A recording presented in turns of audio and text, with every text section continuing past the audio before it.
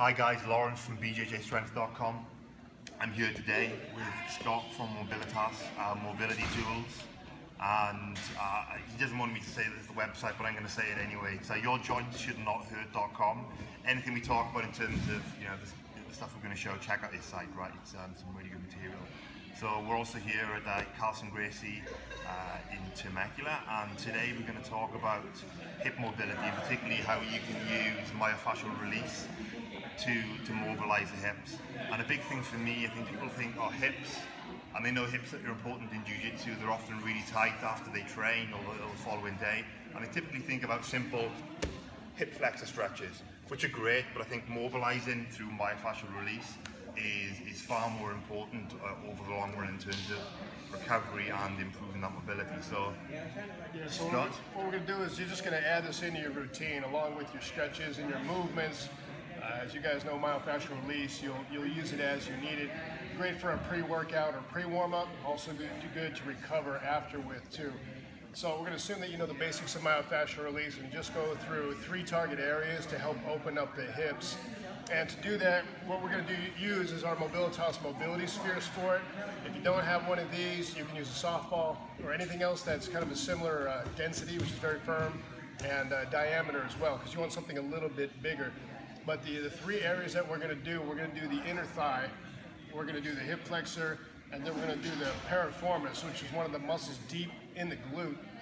Now, we're doing these because these pull on the joints. So when these muscles get tight in the inner thigh, especially for you guard pullers, you'll get pain in the knee, you get pain in the hip.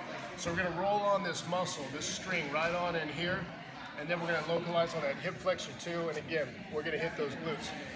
So what I tell everybody to do, you want to do 3 things when you're rolling. Keep these in mind. You're going to do a slow pressure roll, then you're going to pin and stretch the muscle, lengthening and shortening it with pressure. And the last thing is you're going to rotate a tiny bit. So to give you a little visual of how that's going to look, you're going to take your mobility tool, whether it's your foam roller or spear, and you're going to place that. Let me move here so you can see it. You're going to place that right at the base of the knee. And as you're flattening your hips out, again, the first thing is that slow pressure roll. So we're going to go nice and easy. Think about 1 inch every 2 seconds. So as you can see, I'm kind of slowly rolling up and allowing the length of that inner thigh muscle. What's common in this motion here is for people to roll like this. And as you can see, my hips are coming off the ground. So I'm losing pressure. So if you can, keep in mind, you kind of want to crab walk your body over. So as I'm rolling, I'm taking my whole body with it. So I can take that mobility tool all the way up deep into the groin. And once you get into those connective tissues of the hip, you may just sink down on there for about 30 seconds or 60 seconds. What you want to do is you want to free up that muscle tissue. And what this is doing, again, brief overview, you have the connective tissue of the muscle, the fascia which surrounds the muscle. It also surrounds the nerve endings. You're looking to open the stuff up, get it supple, and release trigger points to keep you pain-free. So again, as we're rolling nice and slow pressure roll. Once we're here, that's number 1. Number 2 is our pin and stretch. So I'm going to find the spot right here. I got a trigger point here, so I'm going to hang tight, and I'm going to bend that leg and extend that leg while I'm adding deep pressure. Nice and easy. Once that frees up in about 30-60 seconds, then we can roll to another spot. I got another spot here, so I'm going to hang out here, and then I'm going to pin and stretch too. The third thing we can do is we can get a tiny little oscillation. So as I'm on this leg, I can rotate just a tiny bit. Think of it like you're giving yourself a self-massage. So you got to hunt around and free up these muscle tissues. So that's area number 1, is that inner thigh. Area number 2 is going to be your hip flexor. And I'm going to get Lawrence in on this one. So I'm going to bring him over. He's going to put that right on his hip flexor. In fact, he'll put on this one here so you can see what's going on. Now, for you that don't know, your hip flexors are 3 tiny little muscles that are right here, below the abs, north of the quads. So let's position this a little bit there. Let's turn you a tiny bit more, Lawrence, so you can check out what's up. You can see that? Yeah, that's great right there. So I'm going to flatten you out. So let's spin that leg. Let's rotate down all the way. Boom, boom, boom. We can get you right there. So what he's going to do is he's just going to sink on that muscle. And then when he's ready, he's going to do that slow pressure roll. So go ahead, Lawrence, and roll that area 1 inch every 2 seconds. That's number 1. If he's got an area here for your hip flexors, what we're going to do is number 2. We're going to bend this leg on up all the way to the butt, and then kick that all the way out.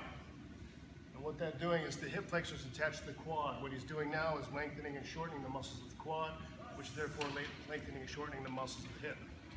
And then from there, then you can do a little oscillation. You can do little millimeter oscillations here, back and forth, opening up all those tissues. Can you feel that in there? All right, the third area we're going to do, the last one. Let me see that sphere real quick, but yeah, I'm going to show you how to do the glutes. You can do this with, again, your mobility sphere, lacrosse ball. I think you have them use golf balls too, right? Yeah, if you want to really get hardcore on it. If you hate it yourself, use a golf ball. You can also do it on your foam roller too. Keep in mind the rounded surface is going to give you more pinpoint. Flat surface of the roller, you're not going to get as deep. The piriformis is a deep muscle underneath the gluteus maximus. So if you think of, here's the gluteus maximus, this piriformis is here. So if you take away that thick muscle, that's underneath, and the nerve goes right through there. So sometimes if you players get some nerve damage or any sciatic problems, think about localizing underneath deep in the glutes. You want something hard and centered to get deep in there. So what we're going to do is we're going to place that ball and sit on it, pick a cheek. And then once you're there, throw that leg on up, because it's all about that good downward pressure. And from here, we're just going to do some nice, slow pressure rolling. If we find a spot, which most of you will, you're going to hang out on that spot. If you haven't done this before and it's really uncomfortable, you can put your feet down until you work up to putting your foot up on top. If you got a really nasty knotted up spot, you're going to hang out there for a little bit. So the second thing we're going to do is get some motion. So we're going to pin and stretch. So I'm stretching the glute, I'm lengthening the glute as I'm adding pressure. And then I can roll to a new area, and again, pin and stretch. And the third thing, as we know now, we can oscillate just a tiny bit. When you're doing your glute, it's the largest single muscle in the body, so we got to draw around all on there. What we're going to do is we're going to take it out to the hip. And this is nasty sometimes. So take some time around there. I know, this is unforgiving. Yeah. And then you can even spend about 2 minutes. Set a timer, 2 minutes. If it's really, really matted down, you can go up to 5, but don't do more than that.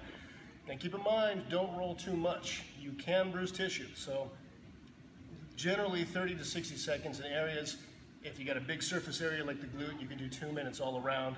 The final piece I'll show you is right here, not the lower back and not at the glute, but the gluteus medius, which is in between, the third glute muscle. So we can take that ball and just move just a little further south. Right along there, east and west of the hips, or east and west of the spine, and open up all those tissues. If you focus on those 3 areas, the inner thigh, the hip flexor, and the glutes, and spend even 5 minutes rolling on those before class or after class, you'll see a significant improvement in knee health and also hip health. Yeah, thank you, Scott. So, I've been training with Scott for the last couple of months, and he's been training Jiu Jitsu for many years. Like, how long? 10 years? 13 years. 13 years, right? So he knows Jiu Jitsu and he really knows the body, right? You hear the stuff he's talking about. So I think it's a perfect combination, which was why I was really keen to do this video with Scott, and give us feedback if this is helpful, and there are other areas, really problem areas you get from Jiu Jitsu that you think need mobilizing, you've got discomfort and pain with, then let us know. We're going to be doing more of these videos, and we'd love the feedback on what's going to be important for you. So, I appreciate you watching. Thank you to Scott. Thanks for having me, man. Yeah, anytime. And yeah, there'll be more stuff coming out soon. Thank you.